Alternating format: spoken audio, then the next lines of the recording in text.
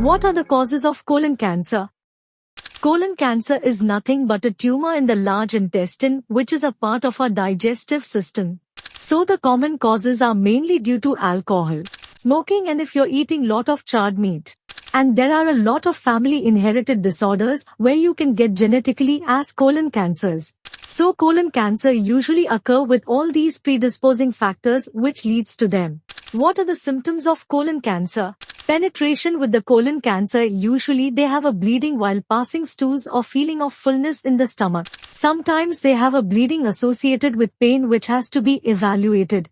Some patients who have a very large tumor can block the intestine and can cause a blockage which leads to an acute condition where leads on intestinal obstruction which needs an emergency surgery.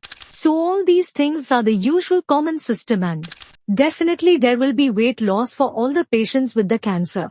What are the treatments for colon cancer? Any patient with a complaint of bleeding or a mass in the rectum should be evaluated by a colonoscopy. Colonoscopy is nothing but putting a camera through the intestine and see if there is any humor.